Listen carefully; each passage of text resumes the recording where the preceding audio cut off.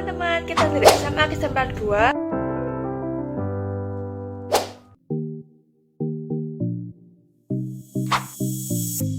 Teman-teman, kita dari SMA Kesempat 2. Kita akan jelaskan tentang konsep One Health dalam upaya mencegah pandemi di masa depan. Hampir setahun kita mengalami masa pandemi. Dari seluruh virus tersebut, hanya virus penyebab COVID-19 lah yang memiliki karakteristik paling sesuai untuk menyebar paling cepat di tahun ini. Penyebabnya, jumlah, pergerakan, sebaran, serta perilaku manusia sekarang menjadikan kita menjadi sangat ideal untuk menjadi inang sekaligus jembatan bagi para virus. Kondisi dan pola hidup yang berkembang juga menyebabkan manusia memiliki imunitas yang relatif rendah. Oleh karena itu, kita menjadi lebih rentan untuk terkena penyakit. Tanpa perubahan kebiasaan, dapat diprediksi bahwa pandemi berikutnya akan lebih sering, menyebar lebih cepat, dan dapat menyebabkan dampak yang lebih parah dibandingkan COVID-19 ini. Selain berpeluang tertular di negara lain, risiko terjadinya luapan atau perpindahan kuman dan penularan penyakit antara hewan dan manusia atau sebaliknya sejatinya juga sangat tinggi di Indonesia.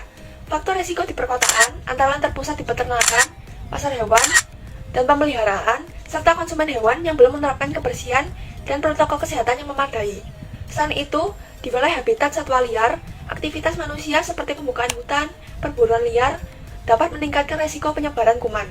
Ada 5 hal yang kita perlu lakukan untuk mengantisipasi dan mencegah pandemi ini, sekaligus meningkatkan resiliensi dan kualitas hidup masyarakat Indonesia.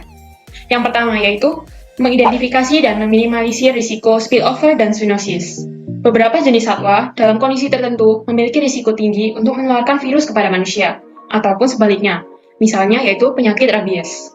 Yang kedua, menekan risiko spillover dan zoonosis. Mengkonsumsi dan memelihara satwa untuk kesenangan sangat berisiko, sebaiknya dihindari, khususnya hewan liar yang tidak kita ketahui kesehatannya. Yang ketiga, memastikan kehigienisan yang tepat, namun tidak berlebihan dalam penggunaan bahan kimia dalam pengolahan hewan. Yang keempat, menjaga kebersihan alam, dan yang kelima tentu saja membangun budaya hidup sehat dan peka pada alam. 5 langkah di atas merupakan konsep dari program One Health oleh organisasi-organisasi kesehatan publik dunia, seperti Organisasi Kesehatan Hewan Dunia atau OIE, Badan Pangan Dunia atau FAO, Badan Kesehatan Dunia atau WHO, dan Pusat Kontrol dan Pencegahan Penyakit atau CDC. Konsep One Health diperkenalkan pertama kali di Sharm el-Sheikh di Mesir pada tahun 2008, pada simposium tentang risiko infeksi terkait dengan kontrak antara ekosistem manusia dan hewan. Tak lama kemudian, setelah pandemi flu H1N1 pada 2008-2009, WHO mengadopsi program Global Flu dengan melibatkan peningkatan adaptasi hewan pembawa virus. Pada saat yang sama, Badan One Health pertama terbentuk di Amerika Serikat untuk mempromosikan agenda keamanan kesehatan global dengan melibatkan banyak organisasi nasional maupun internasional dan juga melibatkan sekitar 60 negara. One Health adalah sebuah konsep, strategi, dan juga tujuan yang kemudian secara bertahap masuk dalam ilmu pengetahuan kedokteran hewan dan juga ilmu biomedis. Meski demikian, One Health masih kurang diketahui oleh publik. Namun di Indonesia, pelaksanaan program ini melibatkan 3 kementerian terkait, seperti Kementerian Kesehatan, Kementerian Pertanian, serta Kementerian Lingkungan Hidup dan Kehutanan.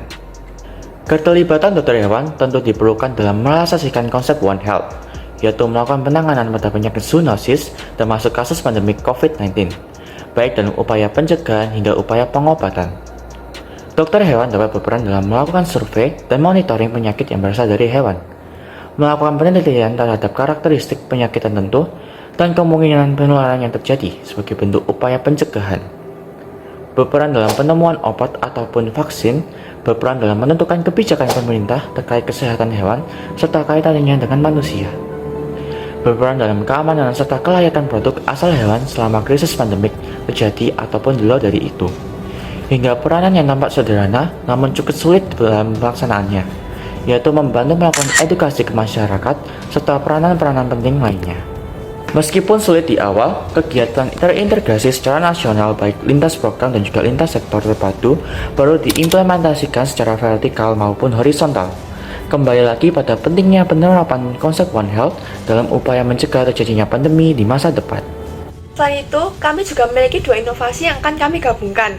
Yang pertama yaitu asuransi hewan, dan yang kedua itu aplikasi peduli hewan.